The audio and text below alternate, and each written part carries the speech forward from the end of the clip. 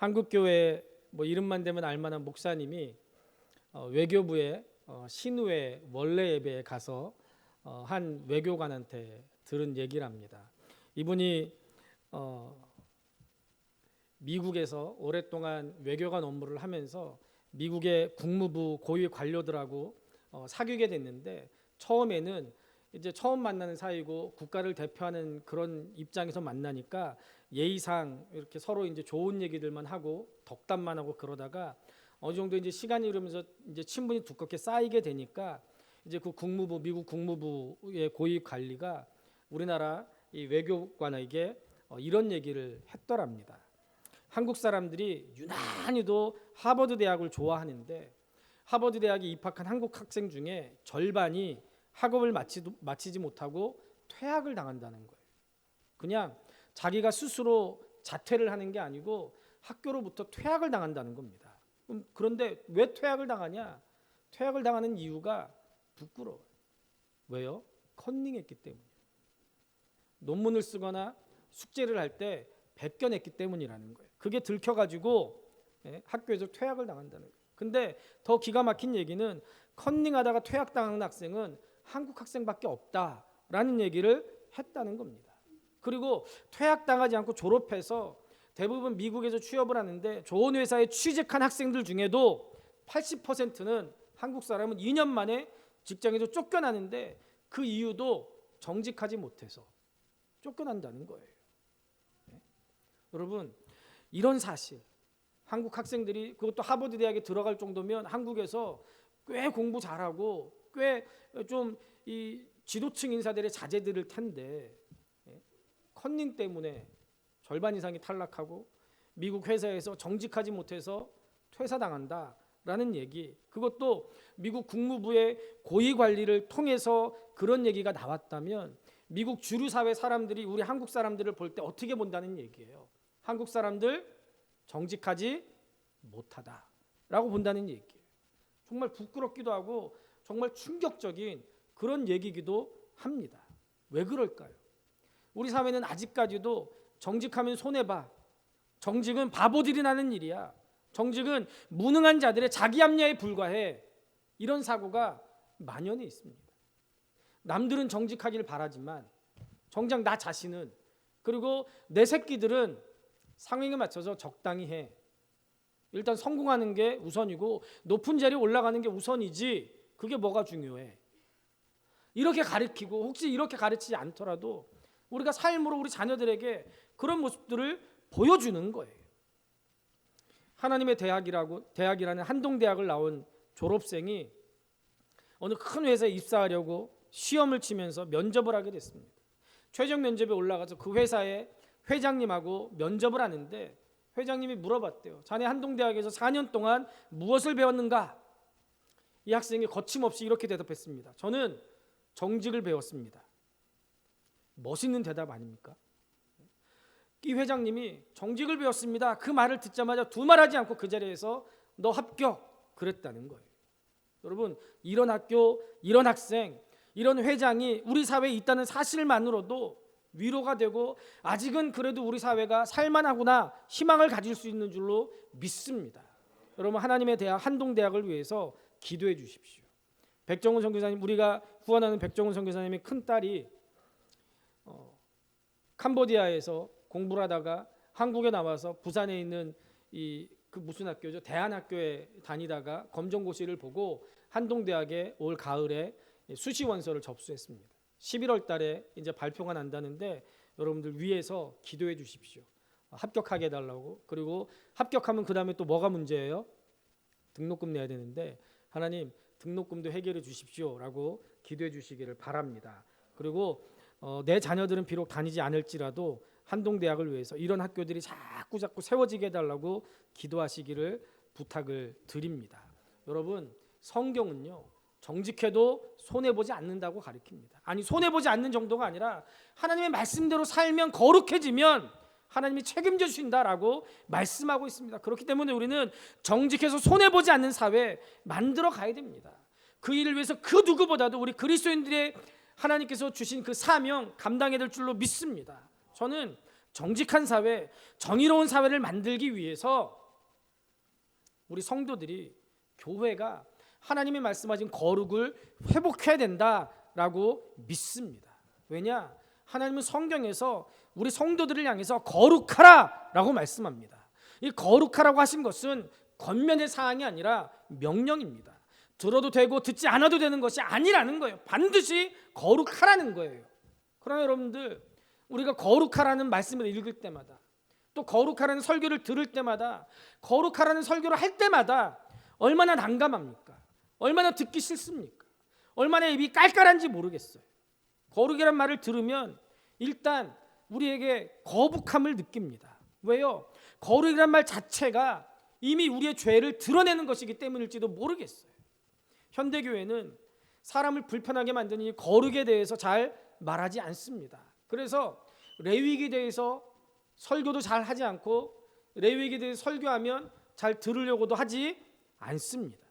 이 땅에서 먹고 살아야 되는 성도들에게 세상과 등진 것 같은 이런 거룩은 어쩌면 지키기 힘든 버거운 명령처럼 느껴지기도 합니다.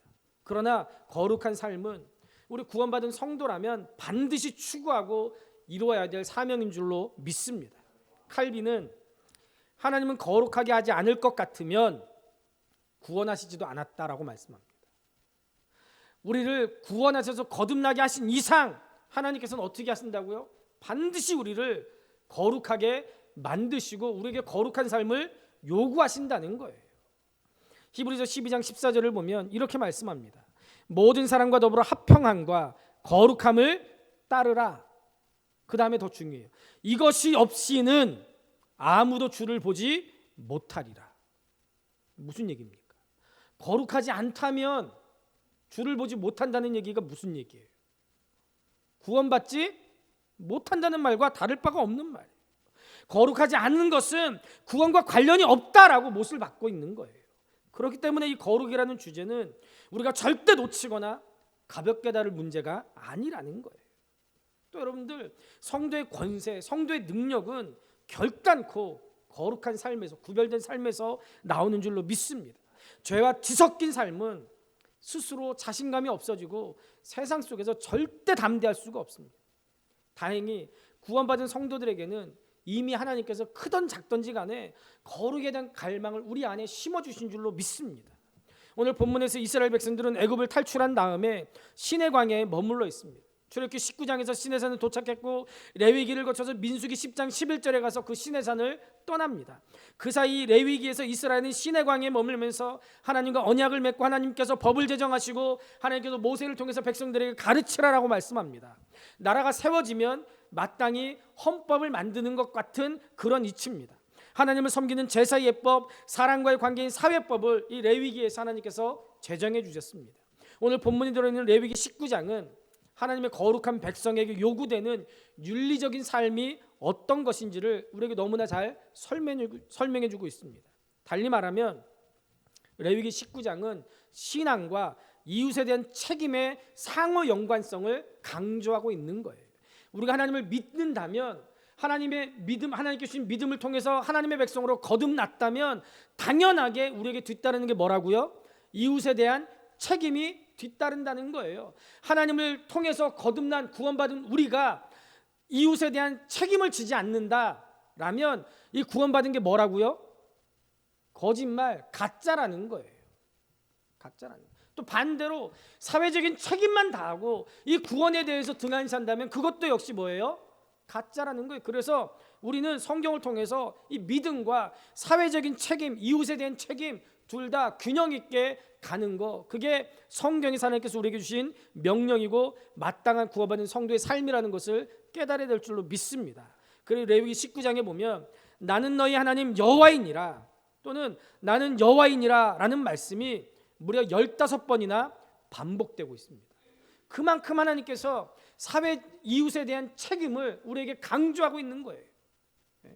성경 어디에서도 나는 너희 하나님 여호와니라, 나는 여호와이니라 이 말씀이 15번이나 한 장에 집중적으로 반복된 곳이 눈을 찢고 찾아봐도 없다라는 거예요.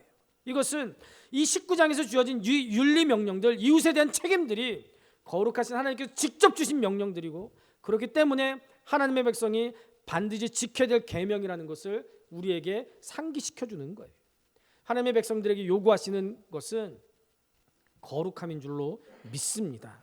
오늘 2절을 보면 하나님께서 이스라엘 백성들에게 이렇게 말씀합니다. 너희는, 같이 읽겠습니다. 2절입니다. 시작. 너희는 거룩하라. 이는 나 여호와 너희 하나님이 거룩함이니라. 아멘. 우선 이 거룩하라는 명령은 내가 너희의 하나님이기 때문에 거룩하라는 거예요. 하나님께서 거룩하라는 명령 아무나 붙잡고 거룩하라고 명령하시는 게 아니라는 거예요. 먼저 하나님과 백성의 관계가 된 사람들, 하나님의 자녀들에게 하나님께서 거룩하라라고 명령하시는 거예요. 그러니까 거룩을 명령받은 것은 어떻게 보면 이루 말할 수 없는 영광스러운 부르심을 받았다는 거예요. 하나님께 내게 너 거룩해 라고 말씀하신다는 것은 무슨 말씀이에요? 나는 이미 하나님의 자녀라는 얘기예요. 하나님께 부르심 받았다는 얘기예요. 나는 이미 하나님의 영광스러운 자리에 있다는 거예요. 그리고 레위기 20장 26절에 보면 이 사실을 좀 더 보충해서 말씀합니다. 너희는 나에게 거룩할지어다. 이는 나 여호와가 거룩하고 내가 또 너희를 나의 소유로 삼으려고 너희를 만민 중에서 구별하였음이니라. 너희를 소유로 삼으려고 만민 중에서 구별했기 때문에 너희는 거룩해라 라고 하나님께서 명령하신 거예요. 우리는 하나님의 소유가 됐기 때문에, 하나님의 백성 성도이기 때문에 거룩해야 된다라는 겁니다. 여러분, 오염되고 더럽고 죄 가운데 있는 우리를 어떻게 하나님이 소유하시겠습니까? 내가 여전히 죄 가운데 있고 내가 여전히 죄 짓는 그런 삶을 살고 있다면 내가 어떻게 감히 하나님 앞에, 거룩하신 하나님 앞에 나는 하나님의 것입니다, 나는 성도입니다, 나는 그리스도인입니다, 어떻게 감히 그렇게 말할 수가 있겠습니까? 여러분, 하나님이 명령하신 그대로 지킬 때 우리는 주님을 닮아서 거룩해지는 줄로 믿습니다. 그런데 여러분들, 왜 교회를 오래 다닌 사람들이 세상과 다를 바 없이 부도덕합니까? 왜 목사들이 세상 사람들과 다를 바 없이 TV에 오르락내리락 하면서 부도덕한 모습을 보입니까? 왜 하나님께서 주인 되신 교회에서 목사와 장로들이 싸움박질하고 있습니까? 왜 하나님의 거룩하신 이 아름다움이 성도들을 통해서 세상에 드러나지 않는 겁니까? 다른 데 있는 게 아니에요. 말씀을 듣기만 하고 자신을 속여서 그런 거예요. 말씀을 듣기만 하고 사단에게 지금 속고 있는 거예요. 너 잘하고 있어, 그 정도면 돼, 뭘 더 하려고 그래, 이만하면 됐어 하는 사탄의 음성에 우리가 속아 넘어가고 있는 거예요. 여러분, 사람은 두 가지 인생밖에 없습니다. 하나는 하나님의 사람으로 거룩하게 살든지, 아니면 우상 숭배자가 돼서 하나님과 원수가 되는 삶을 살든지, 두 가지. 안타깝게도 이 세상은 이 두 가지 말고 다른 인생 없습니다. 우리가 모를 뿐이지 중간 없습니다. 또 다른 길도 없습니다. 천국과 지옥만 있을 뿐이지 중간 연옥 그런 거 성경에 나오지도 않습니다. 거짓말. 예수님을 믿고 살든지 예수님을 대적해서 불순종의 길로 가든지, 우리는 두 가지 선택밖에 없습니다. 이런 인생을 살면서 고민하는 사람들에게 성경은 예수님께로 돌아와서 거룩한 사람들이 되라라고 말씀합니다. 그러면 여러분들, 어떻게 하는 것이 거룩한 사람으로 살아가는 겁니까? 첫째, 부모님을 경외하고 안식일을 지키는 것이 거룩한 삶이다라고 말씀합니다. 우리 3절 같이 한번 읽어보겠습니다. 3절입니다. 시작.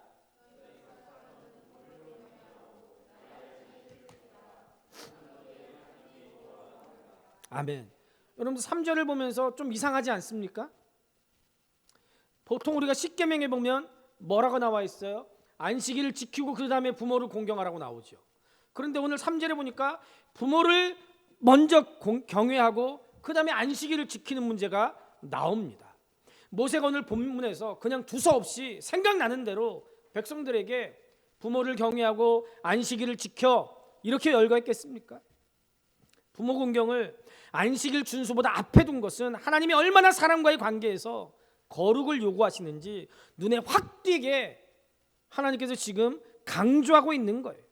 부모를 공경하지 않고 절대로 안식일을 잘 지키는 사람이 하나님 절대로 안식일을 잘 지키는 하나님 공경이 제대로 나올 수가 없다는 거예요. 잘못 말했습니다. 부모를 공경하지 않고 절대로 안식일을 잘 지키는 하나님 공경이 우리 안에서 제대로 나올 수가 없다는 거예요. 실제로 많은 가정들에서 교회 열심히 나가는 형제들이 부모님께 소홀해서 우애가 금이 가고 전도가 막히고 그런 일들이 실제 우리 주변에서 얼마나 많이 있습니까? 요즘 오죽하면 교회들마다 추석이나 설 명절에 뭐라고 가르치냐면요, 가족들이 모였을 때 전도하지 말라고 가르쳐요. 가족들이 모였을 때 전도 금지. 왜요? 전도해봐야 소용없다는 거예요. 평상시에 형제들한테 연락 한 번 안 하고 부모한테 제대로 하지 않아 놓고서는 명절 때 한 번 와가지고 예수 믿어야 된다고 그러면 예수 믿겠냐는 거예요. 오히려 전도하는 게 아니라 전도의 문을 막아버리니까 차라리 전도하지 말라는 거예요. 그런 얘기 하지도 말라는 거예요. 오죽하면 부모를 공경하지 않으면서 하나님을 공경하는 것은 형식이고 쇼라는 거예요. 뒤에서 오늘 보면 뒤에서 나오는 전체적인 율법들 속에서도 십계명이 섞여 있는 거 그것도 마찬가지. 이웃과의 관계에서 지켜야 될 세세한 계명이나 하나님이 직접 쓰신 십계명이나 경중이 똑같다는 거예요. 예배는 우선이고 임금을 체불하고 그러면 안 된다는 거예요. 자기는 주일 성수하겠다고 교회 나오면서 교회 나올 때 자기 운전기사 불러가지고 자기 가족들 교회까지 태워다 주게 시키고 자기들 가족들 가서 예배드리고 운전하시는 분은 그냥 주차장에서 가족들 할 일 없이 기다리게 하고 그런 짓 하지 말라는 거예요. 실제로 그런 사람을 제가 봤어요. 중량구에서 오랫동안 중량구 갑에서 오랫동안 국회의원 한 사람의 수행 비서가 저희 아버지가 한국에서 목회하실 때 그 교회 집사님의 남편이었어요. 그분 전도하는데 굉장히 오래 걸렸어요. 왜요? 여기도 순복음교회 매주일 가면서 한 번도 자기한테 같이 예배드립시다 얘기를 하지 않더라는 거예요. 그래서 그런 하나님 뭐하러 믿냐 그랬어요. 제가 생각해도 그건 좀 말이 안 되더라고요. 그렇게 열심히 교회 다니는 양반이 그것도 자기 주일 성수하겠다고 주일도 뺏어가지고 자기 가족들 교회까지 태워다 달라고 했으면 교회 같이 예배드립시다 권면을 하든지 아니면 어디 가서 쉬다 오라고 하든지 아니면 주일날만은 자기가 운전해서 가든지. 그런데 주차장에서 놀게 하는 거예요. 근데 그분만 그런 게 아니라 그 한강변 주차장에 가면요 그런 사람들이 세고 셌대요. 사장님 기다리는 기사들. 그렇게 하지 말라는 거예요. 예수님도 제사 드리다가 형제와 불화한 게 생각나면 어떻게 하라고요? 가서 화해하고 와서 드려라 라고 말씀합니다. 신약 성경에도 그리스도인들의 부모 공경에 대해서 동일한 말씀을 해요. 에베소 6장 1절과 3절에 자녀들아 주 안에서 너희 부모에게 순종하라 이것이 옳으니라. 네 아버지와 어머니를 공경하라 이것은 약속 있는 첫 계명이니 이로써 네가 잘되고 땅에서 장수하리라 라고 말씀합니다. 그리고 그 다음에 거룩한 생활의 실천은 안식일을 지키는 거예요. 3절에 보면은 너희 각 사람은 부모를 경외하고 나의 안식일을 지키라 나는 너희 하나님 여호와이니라 라고 말씀합니다. 부모님에 대한 효도와 함께 하나님의 안식일을 구별하고 지키는 것이 하나님의 백성된 도리고 거룩한 생활의 실천인 줄로 믿습니다. 구약의 안식일은 하나님께서 천지와 만물을 창조하시고 일곱째 날을 구별해서 복주고 거룩하게 하신 날입니다.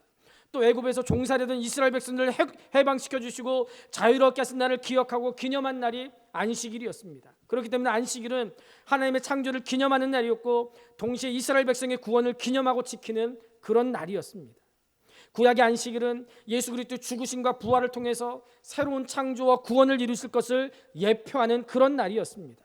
따라서 우리가 지키고 기념하는 이 주일은 예수님께서 우리 죄를 위해서 죽으시고 부활하신 것을 기념하는 생명과 축복의 날인 줄로 믿습니다. 주님께서 부활하신 것을 기념하는 이 주일을 지키는 것은 세상과 구별돼서 하나님의 백성으로 살아가는 표징인 줄로 믿습니다. 또 주일은 성령의 강림하신 날이고 성령 강림을 통해서 교회가 탄생한 날이기도 합니다.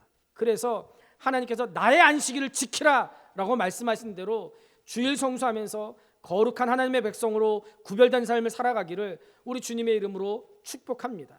오늘 말씀에 분명히 안식일의 주인이 누구라고요? 나의 안식일이라고 말씀하셨어요. 아직도 주일을 내 맘대로 사용하는 것은 하나님의 나라를 도둑질하는 죄를 짓는 겁니다. 주일은 분명히 하나님께서 나의 안식일이다 라고 말씀하고 있어요. 주일은 하나님의 것이다 라고 분명히 말씀하고 있습니다. 시간이 갈수록 주일 성수에 대한 개념이 심해지고 있어요. 우리가 이럴 때일수록 더 말씀에 집중해서 말씀대로 살아야 될 줄로 믿습니다. 제가 우리 교회 부임하고 나서 지금도 하나님 앞에 회개하고 후회하고 있는 게 있어요. 주일 성수에 대해서 제대로 강하게 가르치지 않은 거예요. 하나님 앞에 회개하고 있어요. 하나님, 내가 잘못 가르쳤습니다. 교회가 작다고 이런저런 사정 봐주고 타협합니다. 시간이 가면 갈수록 하나님께서 저에게 책망하고 계세요. 너 50명도 안 되는 성도 이렇게 못 가르치는데 내가 너한테 더 맡겨주면 너 얼마나 더 망쳐버릴래. 하나님이 저한테 그렇게 말씀하시는 것 같아요. 여러분, 주일 성수하는 거 절대로 하나님, 우리 주님 다시 오시는 그날까지 타협해서는 안 되는 일입니다. 하나님의 것을 도둑질하면 하나님께 여러분들의 것을 가져가십니다. 우리가 하나님 앞에 우리의 정성을 드리면 하나님께서 내 일을 대신해 주시는 줄로 믿습니다. 주일 성수하면서 하나님의 나라를 하나님께 온전히 들을 수 있기를 주님의 이름으로 축복합니다. 두 번째, 하나님이 기쁘시게 받으시는 예배를 드리는 겁니다. 레위기 19장 4절과 5절 우리 같이 한번 읽겠습니다. 시작. 너희는 헛된 것들에게로 향하지 말며 너희를 위하여 신상들을 부어 만들지 말라. 나는 너희 하나님 여호와이니라. 너희는 화목 제물을 여호와께 드릴 때 기쁘게 받으시도록 드리고 라고 말씀합니다. 하나님 외에 다른 신을 섬기지 말고 다른 신의 신상도 만들지 말고 절하지도 말라는 명령은 조건적인 명령이 아니라 절대적인 명령입니다. 하나님만 경외하고 섬기려면 하나님을 믿을 뿐만 아니라 하나님을 사랑하는 마음이 있어야 될 줄로 믿습니다. 사랑에서 나오는 믿음으로 하나님을 예배하고 섬기는 사람은 자기를 위해서 다른 우상을 만들거나 숭배할 리가 없습니다. 지난주 화요일 날 제가 응원하는 두산 베어스가 우승을 했습니다. 세미나를 마치고 숙소에 들어가서 빨리 핸드폰을 켜가지고 야구 중계를 봤는데요. 끝내기 안타로 우리가 우승할 때요. 정말 눈물 나오더라고요. 관중석에 보니까요. 막 그냥 관중들이 막 울고불고 난리예요. 네? 또 한 사람도 울더라고요. SK 팬들. 내 1등 하다가 역전당해서 2등이 된 SK 팬들이 막 응원하다가 끝내기 안타로 지니까요. 고개 숙이고 막 울고 어떤 남자는 펑펑 울더라고요. 얼마나 불쌍하든지. 그 왜 그러는 거예요 도대체? 지들 돈 내고 와가지고 야구 봐요. 지들 돈 내고 10만 원 넘는 그 유니폼 윗줄이 사 입고요. 잠바 사 입고 모자 쓰고요. 그리고 와가지고요. 죽어라 하고 3시간 넘도록 방망이 흔들면서 응원을 해요. 1990년대 초예요. 우리 두산 베어스가 얼마나 꼴찌를 도맡았는지 몰라요. 그때요. LG 트윈스가요. 생긴 지 얼마 안 돼가지고요. 1등, 2등하고 막 그랬어요. 그때 얼마나 서러웠는지 아세요? LG랑 게임할 때만 가면요. 못된 LG 팬들이요. 뭐라고 응원했냐면요. 그때는 오비베였어요. 오비바보 오비바. 나도 참 바보같이 그 소리를 들으면서 왜 거기 앉아 있는 거예요? 가면 맨날 깨지는데 왜 거기 가서 앉아 있는 거예요? 사랑하니까요. 그때 LG 트윈스 팬인 친구들이 야 오비 바보야 너 옮기면 속 편하죠. 김유진 집사님 제가 돌려주고 싶어요. 두산으로 옮기세요. 얼마나 핍박과 억압을 받아가면서도 왜 거기 그렇게 쫓아갔어요? 사랑하니까요. 82년부터 응원해왔던 그 마음이 있으니까 못 바꾸겠더라고요. 꼴등이라도 오비 바보 소리 들어도 열받아도 두고 봐라. 김동주만 오면 두고 봐라. 김동주만 올 때를 기다렸어요. 드디어 김동주가 들어오자마자 전세가 역전되기 시작해서 그때로부터 지금까지 우리는 신사기 때문에 LG 바보란 얘기는 하지 않지만 마음으로부터 복수하고 있습니다. 왜요? 사랑하니까요. 프로야구 팬들도요, 축구팀 팬들도요, 핍박과 모진 고난과 고통을 겪으면서도 사랑하니까 팀을 바꾸지 않아요. 로얄티, 충성을 다하는 거예요. 하나님을 섬기는 건 어떻겠습니까? 우리가 하나님을 섬긴다면 하나님이 왜 다른 우상 만들거나 섬기겠습니까? 하나님 말고 다른 거 의지하겠습니까? 두산 베어스가 응원해도 눈물을 흘릴 만큼 그만큼 기쁜데요. 우승하자마자 제가 제일 먼저 한 일, 우리 집사람한테 카톡 보내. 두산이 우승했어. 눈물 난다.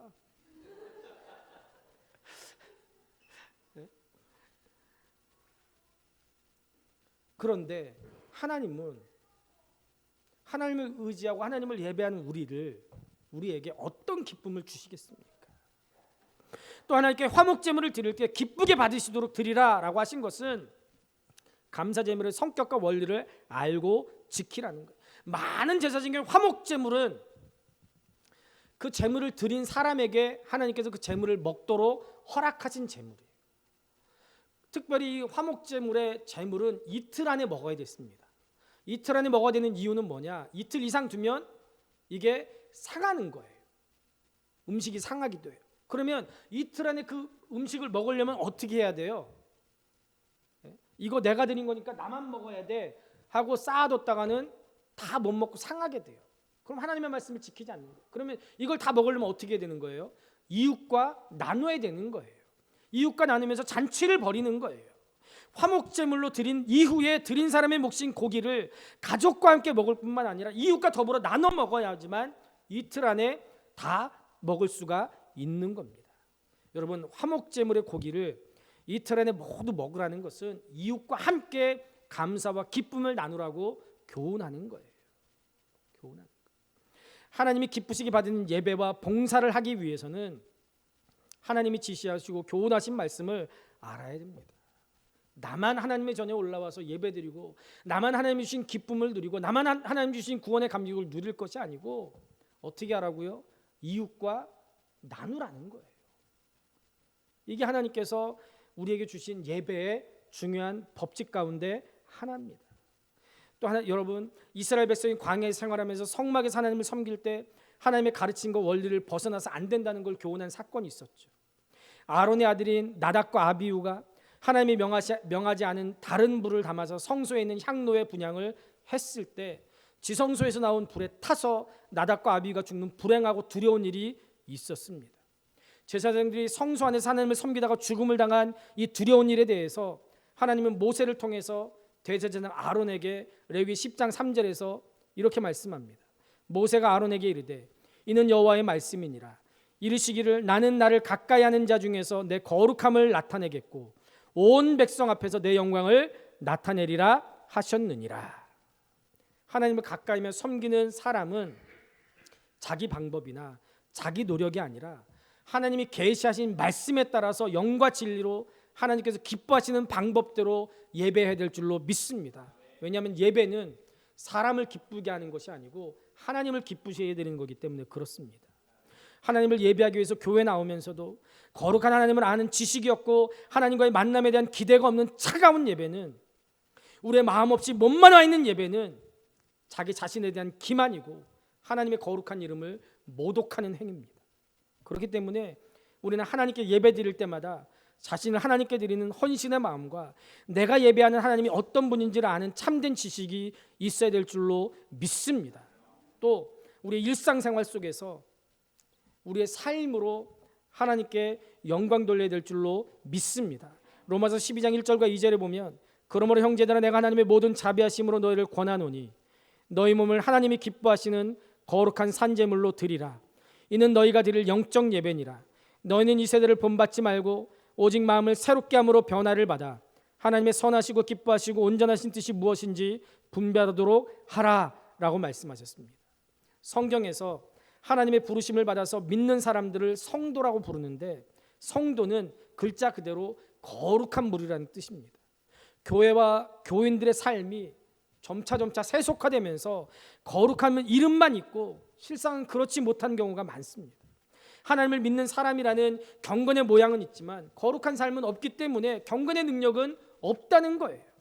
우리 몸을 하나님이 기뻐하시는 거룩한 산제물로 드리라는 말씀은 우리의 삶으로 하나님을 높여드리는 예배자가 되라는 명령인 줄로 믿습니다. 주일날 모여서 드리는 예배에 성공하고 흩어져서 우리 삶 가운데서 드리는 예배를 통해서 하나님을 증거하라는 명령입니다. 그리스도인답게 사는 거, 하나님의 말씀대로 구별돼서 사는 거, 거룩한 삶을 사는 거, 그거 자체가 하나님께서 기뻐 받으시는 예배라는 거예요. 그런 삶을 살 때 우리에게 맡겨진 세상은 자연스럽게 정직과 공평과 정의가 흐르는 거룩한 나라가 될 줄로 믿습니다. 세 번째, 이웃에 대한 배려와 사랑을 실천하는 것이 거룩한 생활입니다. 교회 다니는 사람들은 거룩함에 대해서 세 가지 잘못된 생각을 가지고 있어요. 첫째는 나 혼자서 거룩하면 된다는 거예요. 이웃과 섞이지 않고 세상과 섞이지 않은 채 혼자 경건하게 살고 혼자 경건함을 지키려고 하는 사람들이 있습니다. 이거 잘못된 거예요. 두 번째, 교회 안에서만 거룩하고자 하는 거예요. 교회에서 예배드릴 때나 교인들끼리 있을 때는 거룩하려고 하는데 교회 밖에서는 세상 사람들과 다를 바 없이 사는 거예요. 잘못된 거예요. 세 번째, 영적인 일에만 거룩하려고 애쓰는 겁니다. 예배는 열심히 드립니다. 그러나 예배 이후의 삶은 형편없습니다. 영적인 일과 세속적인 일을 구분하는 것은 성경적인 가치관이 아닙니다. 잘못된 거예요. 레위기 19장 9절에서 10절 말씀 우리 같이 한번 읽어보겠습니다. 9절에 10절입니다. 시작. 너희가 너희의 땅에서 곡식을 거둘 때 너는 밤 모퉁이까지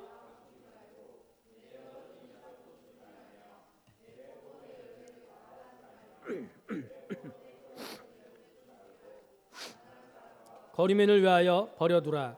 나는 너희 하나님 여호와이니라. 아멘.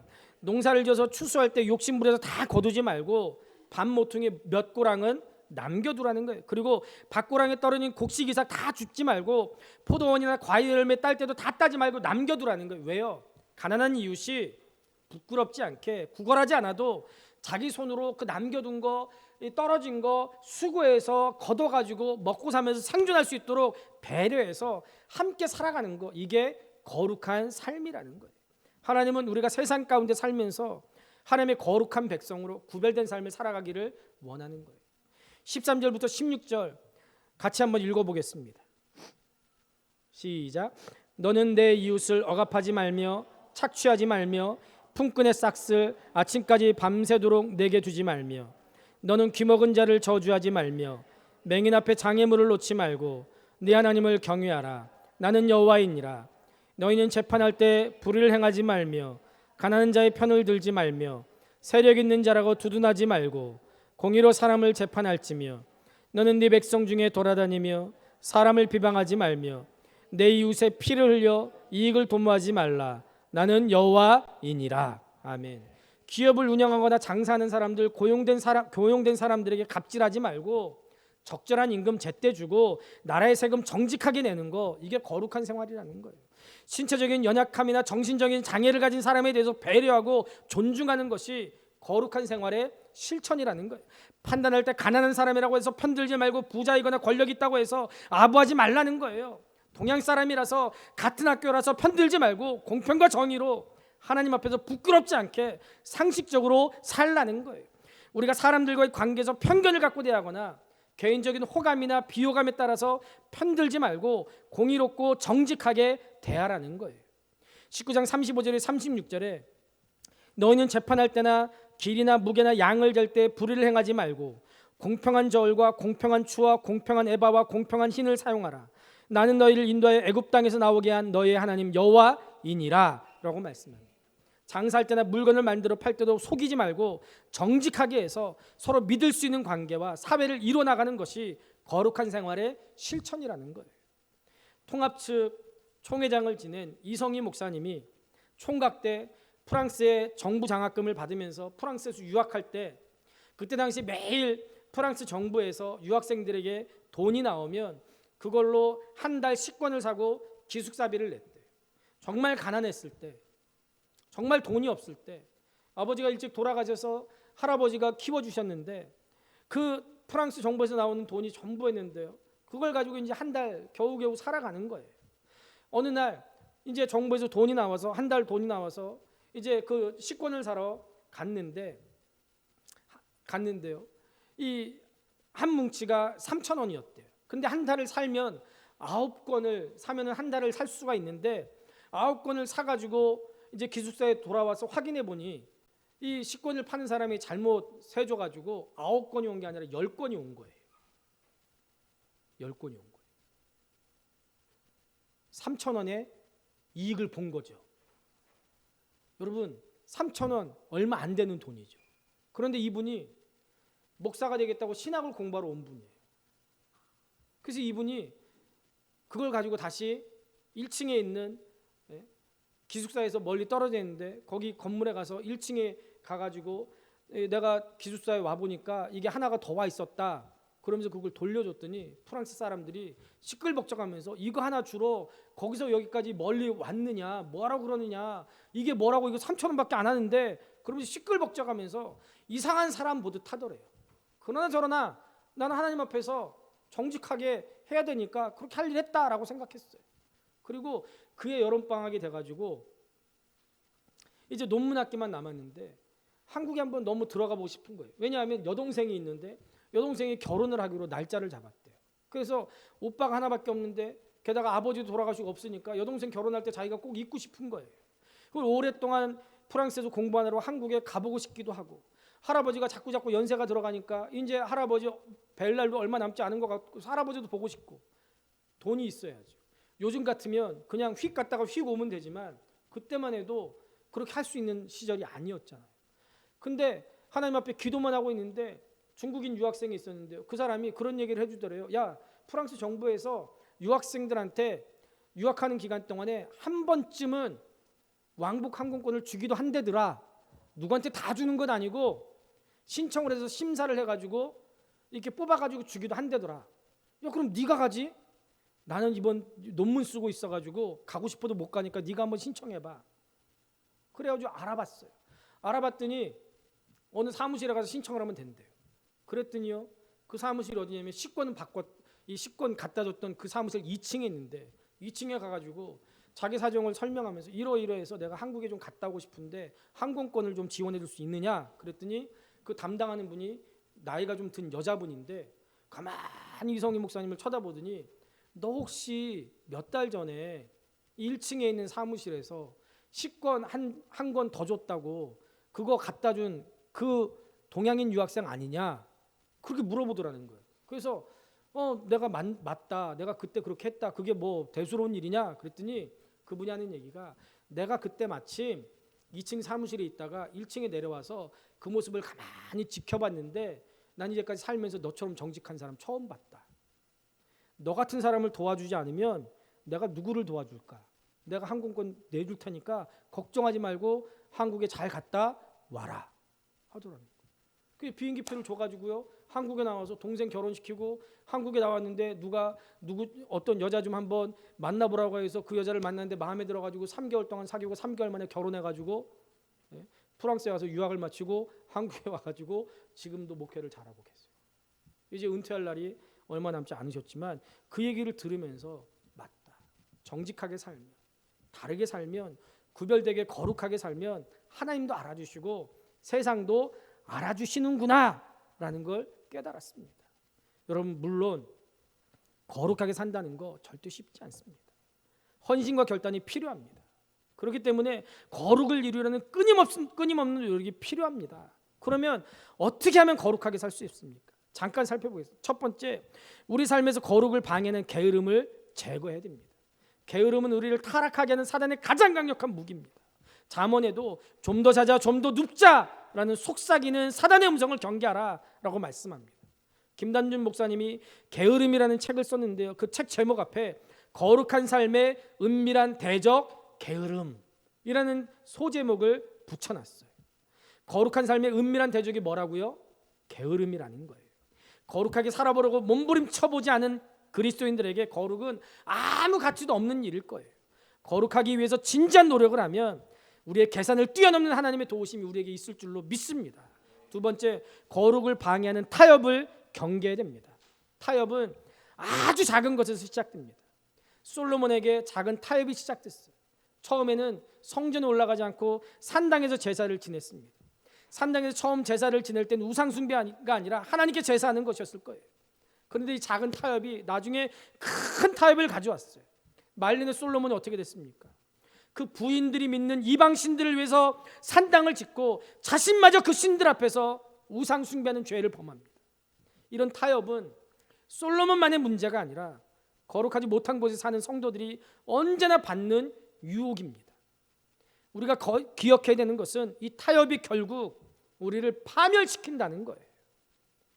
성경은 우리가 완전하다라고 말씀하지 않고 단지 거룩함을 이루려는 부지런함이 필요하며 더는 타협하지 말아라 라고 말씀합니다. 마지막으로 거룩하게 살려면 늘 삶의 근원을 묵상해야 됩니다. 거룩의 근원은 하나님의 말씀 안에 있기 때문에 하나님의 방법, 성경적인 방법으로 거룩을 연습해야 됩니다. 거룩의 근원이 우리의 삶에서 끊어지지 않도록 여러분 몸부림쳐야 됩니다. 몇 년 전에 재미있는 책이 한 권 나왔어요. 책 제목이 미친 척하고 성경 말씀대로 살아본 1년이라는 제목입니다. 여러분들 성경대로 살아볼 수 있겠습니까? 1년 동안? 미국의 남성 잡지 편집자 제이콥스라는 사람이 성경에 하나님이 명령하신 그대로 실제로 381일을 살아보고 책을 냈어요. 근데 이 사람은 유대인이자 무신론자인 뉴요커였습니다. 그런데 어느 날 문득 신을 모르고 사는 자기 영향으로 사랑하는 자기 아들이 정말 진정 소중한 걸 놓치는 게 아닌가라는 두려운 생각이 들었어요. 그래서 내가 하나님은 믿지 않지만 성경대로 한번 살아보고 내가 스스로 결론을 내려서 어떤 종교적인 이 결론을 내 아들에게 좀 가르쳐야 되겠다라고 생각을 한 거예요. 그래서 저명한 신학자들을 자문위원으로 두고 성경을 샅샅이 뒤져서 계명을 요약했더니 700개가 아니죠. 700여 가지가 나왔습니다. 말씀을 절대 취사 선택하지 않고 그대로 지키자라는 원칙을 가지고 381일 동안 말씀대로 700가지를 지키면서 살았어요. 어떤 일이 벌어졌겠습니까? 이 책을 보면 정말 요절복통한 일들이 책에 상세하게 기록되어 있습니다. 성경 말씀대로 그대로 실제 381일을 살았다고 하니까 정말 이게 가능한가 싶기도 합니다. 여러분, 이 사람이 이 프로젝트를 다 마치고 어떤 결론을 얻었느냐? 솔직히 말해서 이 사람이 이렇게 고백합니다. 난 하나님을 만나지 못했습니다. 그런데 그동안 전혀 알지 못했던 어떤 신성함을 믿게 됐다라고 고백합니다. 하나님을 만나지 못했지만 이 세상에는 상식을 초월하는 무엇인가 있다라는 것이 깨달아졌다는 거예요. 무슨 얘기냐? 381일 동안 말씀대로 살아봤더니 불가능할 줄 알았는데 사라지더라는 거예요. 그리고 살면서 손해보고 살면서 실패할 줄 알았는데 절대 그렇지 않더라는 거예요. 그래서 내가 이제는 13달 전 381일 전에 과거의 방식으로 살지 않겠다라고 다짐을 하는 것이 이 책의 결론이에요. 성경대로 살아보니까 삶이 너무 안정되고 행복하고 감사해지더라라는 거예요. 여러분, 말씀대로 사는 것이 구태의연하고 따분한 것이 아니라 과거와 다른 든든한 삶의 지평에 자신을 세워준다는 것을 알게 됐다라는 거예요. 무신론자, 하나님을 믿지 않는 사람도 하나님의 계명을 지키다 보니까 하나님의 신성을 거기서 깨닫게 되고 자기의 삶의 방식이 잘못됐다라는 것을 깨달았습니다. 그러면 하나님의 백성이라는 성도라는 우리는 어때야 되겠습니까? 말씀대로 살기 위해 애쓰는 동안 우리는 점점 하나님의 거룩하심과 사랑을 알게 되고 우리도 그 거룩과 사랑을 덧입게 되는 줄로 믿습니다. 말씀을 행할 때 세상을 이기는 믿음의 저력도 생깁니다. 여러분, 말씀대로 살기를 결심하십시오. 예수님을 닮아가는 거룩한 삶을 절대 포기할 수 없는 의무고 가장 큰 축복입니다. 생활의 염려와 고생에 지쳐서 세속의 물결에 나를 맡기지 말고 거룩한 삶을 위해서 철저하게 말씀을 지키면서 믿음의 여정을 잘 계획하고 지켜야 됩니다. 그럴 때 하나님께서 우리를 도와주실 줄로 믿습니다. 우리 레위기 18장 5절 말씀 마음에 깊이 간직하면서 같이 읽고 말씀을 마치겠습니다. 레위기 18장 5절입니다. 같이 읽겠습니다. 시작. 너희는 내 규례와 법도를 지키라. 사람이 이를 행하면 그로 말미암아 살리라. 나는 여호와이니라. 아멘.